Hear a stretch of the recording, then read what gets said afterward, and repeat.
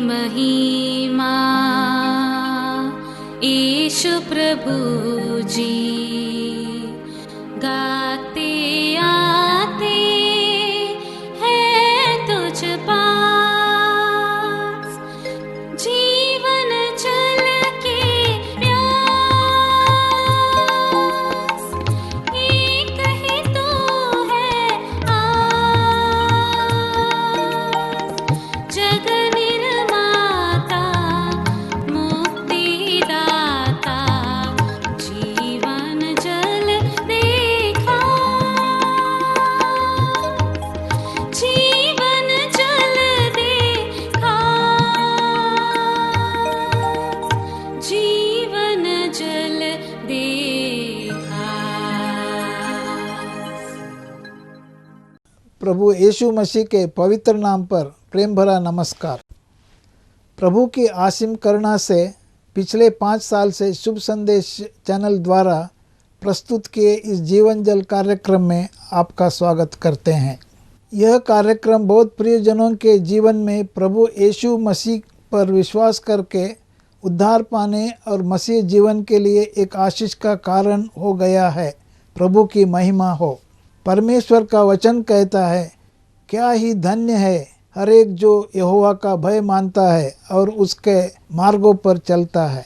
यही इस जीवन जल कार्यक्रम का उद्देश्य है कि आप अपने परिवार के साथ परमेश्वर के वचन में सच्चाई का मार्ग एवं प्रभु यीशु मसीह पर विश्वास के द्वारा सच्चाई का जीवन अनुभव कर सके। आपके और आपके परिवार का उद्धार और आशीष का कारण ठहरे, यही हमारी प्रार्थना है। इस कार्यक्रम का लाभ उठाते हुए आप इस विषय में जरूर अपने पड़ोसी और प्रियजनों के सूचित करें। साथ ही करस्पॉन्डेंट के माध्यम द्वारा मराठी, हिंदी और अंग्रेजी भाषा में बाइबल का अध्ययन भी कर सकते हैं। प्रभु का वचन सुने और आशीष पाए। आमीन। जीवन जल कार्यक्रम देखने वाले सभी दर्शकों को जगत के उद्धारकर्ता प्रभु यीशु मसीह के पवित्र नाम में नमस्कार। यूहन्ना अध्याय 7 और पद 37 में पवित्र शास्त्र वचन में ऐसा लिखा हुआ है, यीशु ने लोगों को पुकार कर कहा, यदि कोई प्यासा हो तो मेरे पास आकर पिए। जो मुझ पर विश्वास करेगा उसके हृदय में से जीवन के जल की नदियाँ बह निकलेगी। प्रभु यीशु मसीह आपके प्यास को बुझाना चाहते हैं, आपके सवालों का जवाब देना चाहते हैं। तो आइए आज परमेश्वर के संदेश सुनने से पहले अपने मनों को तैयार करें और इस मधुर संगीत का आनंद उठाएं।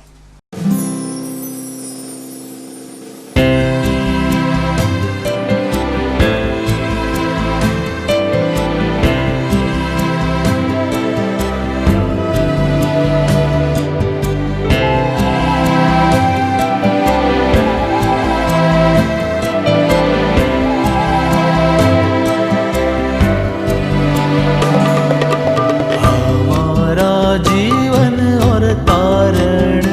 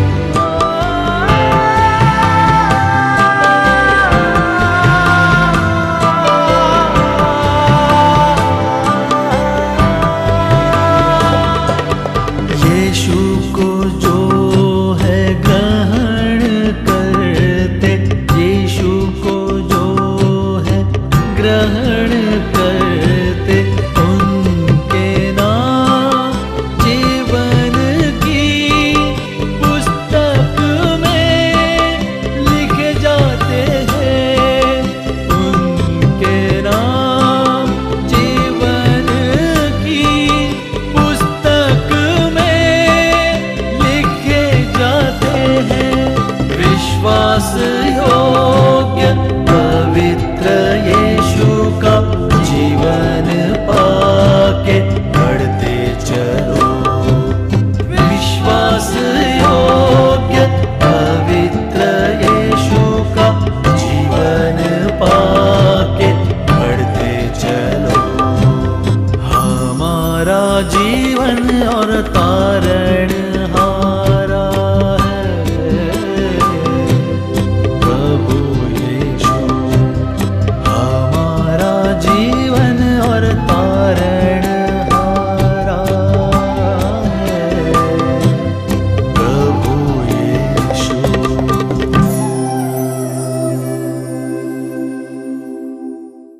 परमेश्वर के धन्य नाम की महिमा हो। जीवन जल के सभी दर्शकों को फिर से शीघ्र दोबारा आने वाले यीशु मसीह के नाम में नमस्कार करता हूँ। उद्धार नामक विषय पर हम कई बातों को अब तक मनन कर चुके हैं। आज मैं आपके सामने पवित्र शास्त्र के आधार पर इस बात को रखना चाहता हूँ कि इस महान उद्धार हम कैसे प्राप्त कर सकते हैं। मेरी समझ से ये एक ऐसा विषय है जो बहुत सारे लोग गलत तरीके से समझे हैं। मैं प्रतिदिन कई लोगों से बात करता हूँ, यहाँ तक कई मसीहियों से भी जब बात करता हूँ और मैं उनसे पूछता हूँ कि उद्धार कैसे पाया जाता है, तो कई लोग कई प्रकार के उत्तर मुझे देते हैं। कुछ लोगों से जब मैं पूछता हूँ कि आपका उद्धार हुआ कि नहीं, वे लोग तुरंत बपतिस्मा जिस दिन लिया है उस तिथि बताते हैं। कुछ लोगों से जब पूछता हूँ कि आपने कैसे उद्धार पाया, तो वे लोग कहते हैं मैं बीमार था, किसी ने यीशु मसीह के बारे में मुझसे कहा, मैंने प्रार्थना की, या किसी ने मेरे लिए प्रार्थना की तो मुझे चंगाई मिली और उस समय से मैं कलीसिया में जुट गया। कुछ लोग कहते हैं कि कुछ अन्य आशीषों को मिली है। मुझे आर्थिक समस्या थी और मुझे कोई और परेशानी थी, मेरे घर में कोई भूतग्रसित हो गया था और किसी ने आया और मेरे लिए यीशु मसीह से प्रार्थना की तो मुझे उस समस्या से छुटकारा मिला। मेरे प्यारों, मैं जो बात कहता हूँ मेरे अनुभव से नहीं, दूसरे किसी से सुनकर भी नहीं।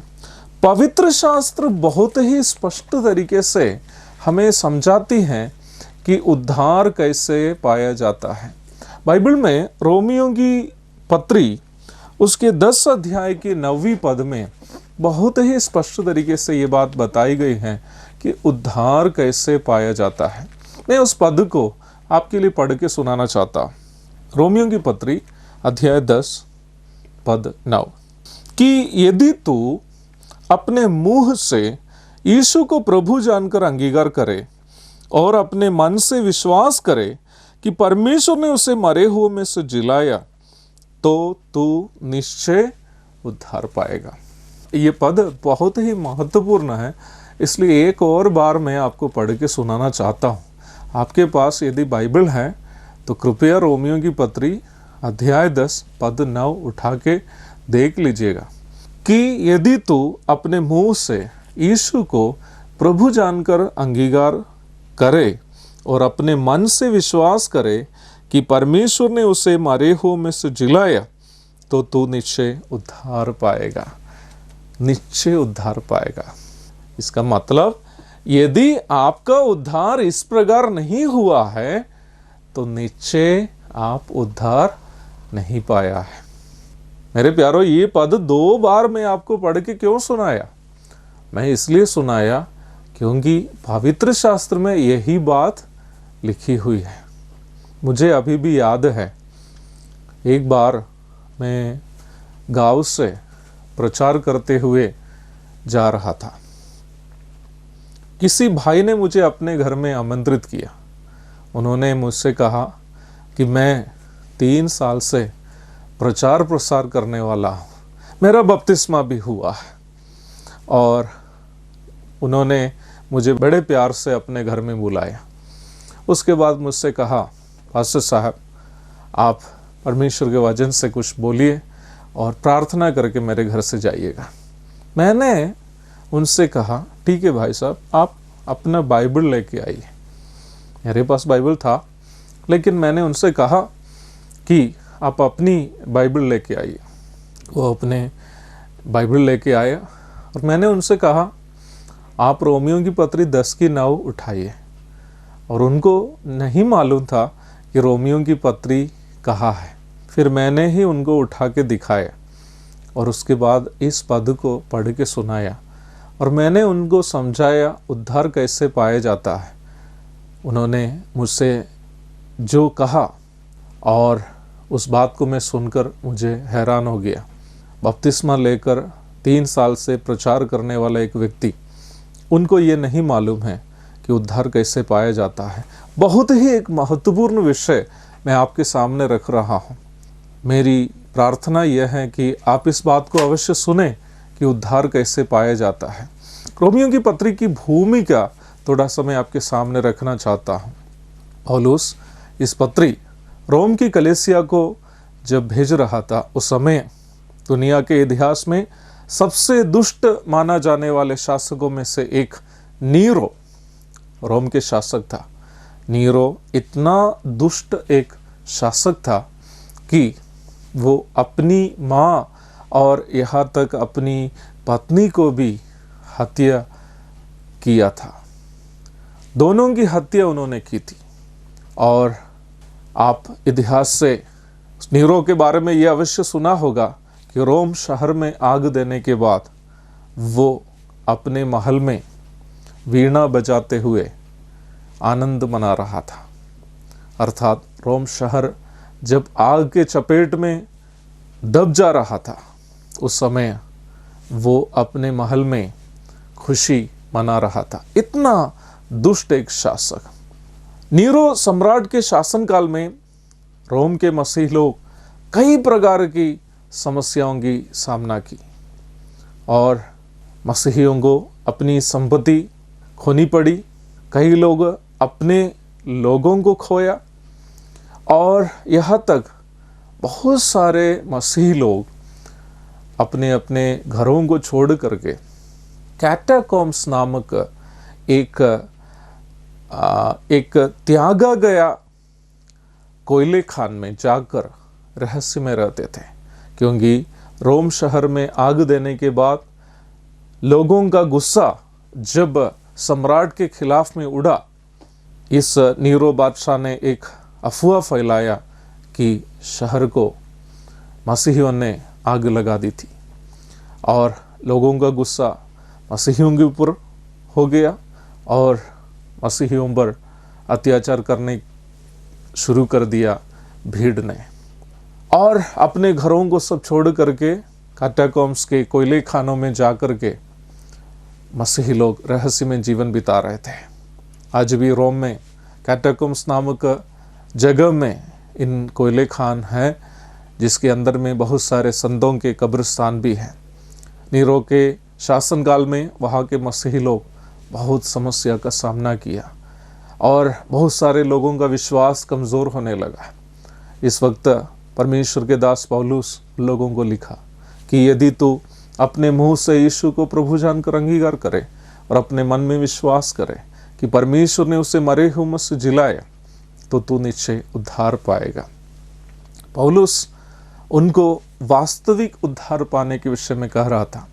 विश्वासी लोग ये भी प्रार्थना कर रहे थे कि नीरो नामक इस दुष्ट शासक से हमें छुटकारा मिले, लेकिन पौलुस जो है उससे भी बड़ा एक उद्धार के बारे में बता रहा था, जो आग के झील से, पाप का अनंतकालीन दंड आग के झील से मिलने वाला छुटकारे के विषय में बता रहा था। पौलुस बता रहा है उसके लिए आपको 3 काम करना है। वो 3 काम क्या क्या है?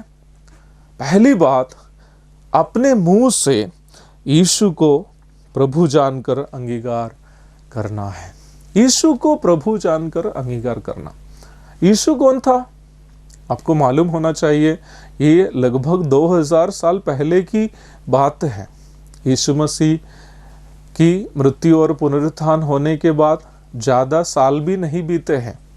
यीशु मसीह के समकालीन थे उस जमाने के कई विश्वासी, और आप इस बात को अवश्य जानते हैं कि यीशु मसीह एक दरिद्र बढ़ई के घर में जन्म लिया था, एक बढ़ई बनकर जिया था, और अपने जीवन काल में उन्होंने कंगालों और दरिद्रों के साथ बिताया था, और यहूदियों के नज़र में वो क्रूस पर चढ़ा हुआ एक श्रापित व्यक्ति था, और रोमियों के शहर में विदेशियों को, जो रोमी नागरिक नहीं है, उनको दी जाने वाली क्रूस की सजा पाया हुआ एक निंदित व्यक्ति था प्रभु यीशु मसीह। इसलिए ही प्रभु यीशु मसीह के पीछे चलने वालों को उस समय के साधारण लोग, आम लोग घृणा के दृष्टिकोण से देखते थे, और एक अपने लोगों से नफरत और दूसरे शासकों से प्रताड़ना, इन दोनों के बीच में मसीही लोग बहुत बड़ी परेशानी में थी। परंतु पौलुस कह रहा है, बढ़ई के बेटे होकर जन्म लेकर या बढ़ई के बेटे के रूप में जाना जाकर जीवन बिताए हुआ बढ़ई यीशु को यदि आप प्रभु के रूप में मुंह से अंगीकार करते हैं, तो आगे उद्धार के विषय में वो कह रहा है। उद्धार के बारे में जब कहता है, पौलुस कहता है, इस बढ़ई यीशु को, क्रूस पर चढ़ा हुआ यीशु को, निंदा सहकर मरा हुआ यीशु को यदि आप प्रभु जानकर अंगीकार करोगे। यूनानी भाषा में प्रभु शब्द के लिए इस्तेमाल किया गया शब्द किरियोस है। किरियोस शब्द दो अर्थ के एक शब्द है। किरियोस शब्द का एक अर्थ प्रभु अथवा परमेश्वर है। किरियोस शब्द का दूसरा अर्थ मालिक अथवा स्वामी है। पौलुस कह रहा है रोमी विश्वासियों से, जबकि आपको मालूम होना चाहिए रोम में कई देवी देवताओं को लोग ईश्वर का दर्जा दे करके उनकी आराधना करते थे। बहुत सारी चीजों की आराधना, पूजा पाठ, अर्चना वे लोग करते थे। उस वक्त पौलुस कह रहा है, प्रभु यीशु जो परमेश्वर होते हुए भी एक दरिद्र के घर में जन्मा, बढ़ई के रूप में जीवन बिताया और जीवन के अंत में क्रूस पर मृत्यु सही, जी उठकर आज स्वर्ग में विराजमान है। उस यीशु को यदि तू अपना एकमात्र परमेश्वर के रूप में ग्रहण करोगे तो उद्धार प्राप्त करने का पहला चरण है कि यीशु मसीह को अपना एकमात्र परमेश्वर के रूप में ग्रहण करना है। बहुत सारे लोग कहते हैं मैं यीशु मसीह को भी मानता हूं। नो नो नो, कष्ट मत उठाइए। यदि उद्धार पाना हो तो पहला चरण है, आपको इस बात अपने मुंह से अंगीकार करना होगा कि प्रभु यीशु मेरा एकमात्र परमेश्वर है, प्रभु है। और दूसरा चरण है, जिस प्रकार मैंने कहा, किरियोस नामक शब्द का दूसरा अर्थ है कि स्वामी, मालिक। आपको मुंह से कहना चाहिए कि यीशु मेरा एकमात्र परमेश्वर है, वो मेरा जीवन का स्वामी है। भूलना नहीं मेरे प्यारों, उद्धार पाने के पहले के दो चरण, यीशु मसीह को अपना एकमात्र परमेश्वर के रूप में आपको मुंह से अंगीकार करना है। दूसरा, यीशु मसीह आपके जीवन का एकमात्र स्वामी है, इस बात को भी आपको मुंह से अंगीकार करना है। यीशु मसीह को जीवन का स्वामी के रूप में अंगीकार करने का क्या मतलब है? इसका मतलब है आपका जीवन अभी आपका नहीं है, आपके जीवन आप प्रभु को दे दिया। अब आपके जीवन का स्वामी यीशु मसीह है। जिस प्रकार एक महिला की शादी जब किसी पुरुष से हो जाती है तो वो महिला पहले के समान अपनी मर्जी से जीवन नहीं बिता सकती है। अब वो अपने पुरुष के अधीन है। उस पुरुष उनसे जो चाहता है उसके अनुसार उस स्त्री को जीवन बिताना होगा। उसी प्रकार उद्धार प्राप्त हर एक व्यक्ति यीशु मसीह नामक आत्मिक दुल्हा से मंगनी किए हुए लोग हैं। यीशु मसीह को अपने जीवन का स्वामी के रूप में आपको ग्रहण करना होगा। पहला चरण यीशु मसीह को जीवन का एकमात्र प्रभु के रूप में, परमेश्वर के रूप में अंगीकार करना। क्रियोस शब्द का दूसरा अर्थ, यीशु मसीह मेरा जीवन का स्वामी है, मेरी जिंदगी उनकी है, अब मैं उन्हीं की इच्छा के अनुसार जीवन बिताऊंगा। अब तक मैं अपनी इच्छा के अनुसार मेरी जिंदगी बिताई थी। मुझे जहां जाना था मैं गया, मुझे जो करना था मैं किया, मुझे जो बोलना था मैं बोल दिया। अब मैं अपनी मर्जी के अनुसार जीवन नहीं बिता सकता, क्योंकि मेरा जीवन मैंने प्रभु यीशु को दे दिया। और उसके तीसरा चरण हम वहाँ इस प्रकार पढ़ते हैं कि और मन में और अपने मन से विश्वास करे कि परमेश्वर ने उसे मरे हुओं में से जिलाया। यीशु मसीह आपके पाप के लिए मरा, इस बात को आपको मन से विश्वास करना होगा, और वो आपके पाप के लिए मर के जी उठा है। मन में विश्वास करना है। ये तीन बातें जब आप करते हैं तो बाइबल पवित्र शास्त्र कहती हैं कि निश्चय तेरा उद्धार होगा। यीशु मसीह को जीवन का एकमात्र परमेश्वर के रूप में अंगीकार करना, यीशु मसीह को जीवन का स्वामी के रूप में मुंह से अंगीकार करना, मन में विश्वास करना कि यीशु मेरे पाप के लिए मर के वो जी उठा है। इन तीनों काम जब आप करते हैं आपका उद्धार हो जाता है। मेरे प्यारो, मैं इस शाम के वक्त आपसे कहना चाहता हूं, केवल बपतिस्मा लेने से उद्धार नहीं होगा। बाइबल में ऐसे कहीं नहीं लिखा है। आपको चंगाई मिला हो, आपका उद्धार नहीं हुआ है।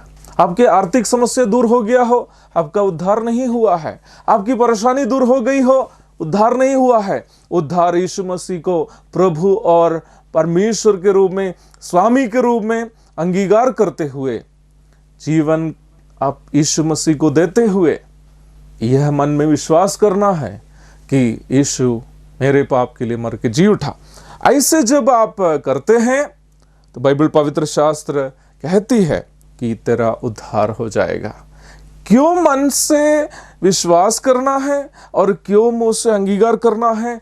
10वीं पद में हम लोग इस प्रकार पढ़ते हैं, क्योंकि धार्मिकता के लिए मन से विश्वास किया जाता है और उद्धार के लिए मुंह से अंगीकार किया जाता है। धार्मिकता शब्द परमेश्वर के नैतिक स्वभावों के साथ मेल है। जब हम मन से विश्वास किया जाता है कि प्रभु यीशु मसीह मेरे पाप के लिए मर के जी उठा, तो परमेश्वर आपको यीशु मसीह की धार्मिकता को मुफ्त में दे देते हैं। आपके धार्मिकता नहीं, वो भ्रष्ट है, परंतु यीशु मसीह की धार्मिकता को आपकी धार्मिकता के रूप में परमेश्वर गिन लेते हैं। जब मुंह से अंगीकार किया जाता है कि यीशु मेरा एकमात्र प्रभु और स्वामी है, तो आपको उद्धार मिल जाता है। मेरे प्यारो, उद्धार पाने का विकल्प यही है। यदि आप दूसरे किसी प्रकार कुछ करते हुए उद्धार पाने की सोच रखते हैं, या ये सोचते हैं कि मेरा बपतिस्मा हो गया इसलिए मेरा उद्धार हो गया, मेरी चंगाई हो गई इसलिए मेरा उद्धार हो गया, धोखा मत खाना। पवित्र शास्त्र का वचन को महत्व है, ना मुझको, ना किसी और पास्टर को, या आपसे बात करने वाला किसी और व्यक्ति को। पवित्र शास्त्र में कहता है उद्धार पाने का एकमात्र विकल्प यही है। क्या आपने इस प्रकार उद्धार पाया? नहीं तो आज ही इस वचन के अनुसार उद्धार पाइए। कहीं स्वर्ग छूट ना जाए, कहीं आप शैतान के साथ नरक ना जाए। उद्धार पाइए, यीशु मसीह के लिए जीवन दीजिए, जीवन को धन्य बनाइए। प्रभु के नाम की महिमा हो। अगर परमेश्वर ने इन वचनों के द्वारा आपसे बातें की है और आप इस विषय पर अधिक जानकारी प्राप्त करना चाहते हैं या किसी प्रार्थना के विषय को बांटना चाहते हैं तो निस्संदेह हमसे संपर्क करें। हमारा पता जीवन चल Navbhavna building 422 SVS road, post box number 19161, Prabhadevi, Mumbai 40025। प्रार्थना एवं मुफ्त बाइबल करस्पॉन्डेंस कोर्स करने के लिए हमें संपर्क करें और अपना नाम और पूरा पता तुरंत हमें SMS करें। Mobile number 7710065115। Email ID gospelbroadcast@yahoo.com। Web address www.lwgb.org। YouTube address जीवन जल TV@YouTube। जीवन जल कार्यक्रम को हर सोमवार शाम 6:30 बजे, बुधवार शाम 6:30 बजे, शनिवार रात 9 बजे इसी चैनल पर देख सकते हैं। धन्यवाद।